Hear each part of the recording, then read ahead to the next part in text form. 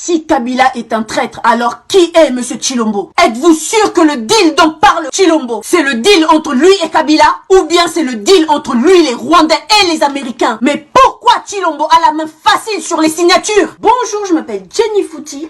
Kosidingo Kosi Fwa Kumenga, je suis Bénin Congo, je suis Mukongo, je le dis, je l'assume et je le proclame. Monsieur Tshilombo a vendu la RDC auprès des Américains et des Rwandais. Pour ceux qui vont me demander à combien il a vendu la RDC, je vais vous répondre pour 3000 loups. Si Kabila est un traître, alors qui est Monsieur Tshilombo? Tshilombo à l'Union africaine a réitéré ses paroles qui avaient choqué la nation en disant que l'insécurité à l'Est, ce sont des dégâts collatéraux. Aujourd'hui, à l'Union africaine, il dit que c'est des groupes locaux qui tuent à l'est du pays, en lavant le Rwanda de toute accusation de massacre, génocide, viol en RDC. Si Kabila est un traître, alors qui est M. Tshilombo? Félix avait déjà signé la libre-échange avec le Rwanda. Voilà pourquoi le Rwanda avait envoyé ses avions aussitôt Félix investi. Et aujourd'hui, c'est avec toute l'Afrique. Où est l'intérêt de la RDC dans ce contrat de libre-échange? Que va vendre la RDC aux autres pays africains? Plus précisément au Rwanda. Avec quels moyens? Vous n'avez pas d'usine, n'avez pas de route, vous n'avez pas de transport. Avec quels moyens? Où est l'intérêt du peuple congolais? Comme si c'était pas assez, M. Tshilombo est allé vendre le fleuve Congo à l'Union africaine. Ah, eh ben oui, eh oui. L'Union africaine aussi veut sa part de la République démocratique du Congo. Si Kabila est un traître, alors qui est M. Tshilombo? Nous sommes 100 milliards de Congolais. Nous n'avons déjà pas assez d'eau pour nous-mêmes. Pas de l'électricité. N'en parlons même pas pour la future génération. Le fleuve Congo constitue une réserve d'eau pour nos descendants. Une source d'énergie colossale pour la RDC. Pourquoi les Belges, Kasavubu, Mobutu, Kabila père et fils ont-ils refusé de vendre le fleuve Congo? Et pourquoi vous, M. Tshilombo, vous acceptez de le vendre au moment où le réchauffement climatique fait paniquer le monde entier? Au moment où l'eau est considéré comme de l'or. Bientôt, la sécheresse va frapper dans tous les pays. Pourquoi c'est vous qui acceptez de vendre le fleuve Congo? Si Kabila est un traître, alors qui est M. Tshilombo? Mais pourquoi Tshilombo a la main facile sur les signatures? Êtes-vous sûr que le deal dont parle Tshilombo, c'est le deal entre lui et Kabila? Ou bien c'est le deal entre lui, les Rwandais et les Américains, les alliés des Rwandais? Pourquoi depuis 2018, l'ambassadeur Hammer et Kagame ne lâchent pas Félix? Pourquoi l'ambassadeur Hammer a accompagné un réfugié rwandais, Roubaix-Roi, à l'installation de la commune de Minembwe? Pourquoi Tshilombo n'a toujours pas rendu l'ordonnance de l'annulation de l'installation de cette commune? Pourquoi les actions profitant aux Rwandais en RDC se font toujours à proximité des Américains? Pourquoi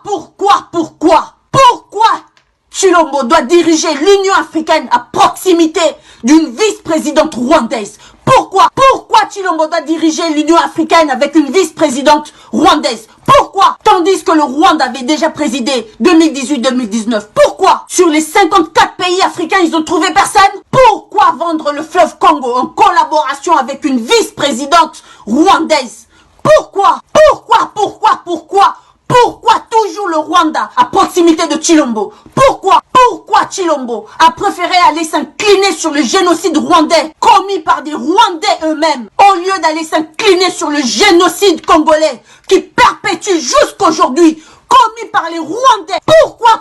Pourquoi peuple congolais, posez-vous ces questions. Sommes-nous sûrs que la RDC n'est pas devenue une province rwandaise?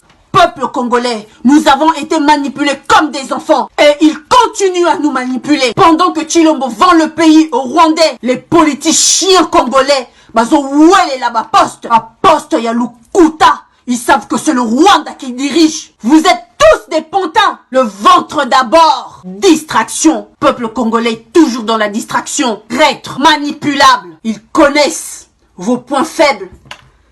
Quelques postes et quelques miettes. Voilà ce que est la politique de la RDC.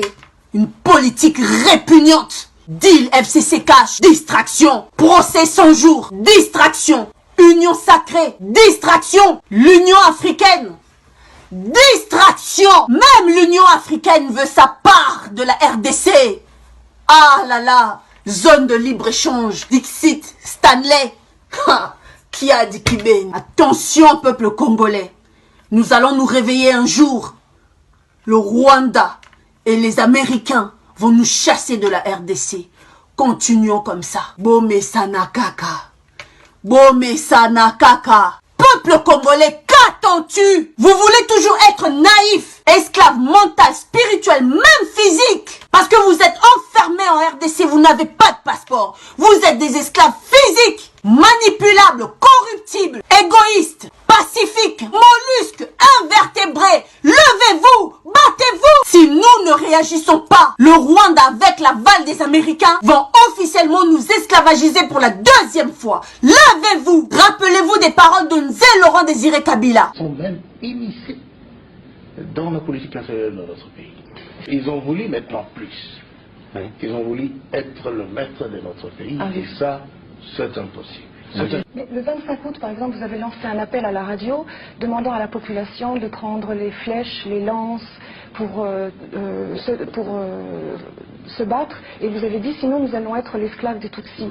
Il ne faut pas croire que notre peuple est si naïf pour laisser les esclavagistes venir l'égorger, les soumettre à des exactions que notre peuple connaît tellement, parce que voisin des Tutsis et des Hutus. Et vous vouliez que le peuple congolais ne défende pas par l'appel de son chef.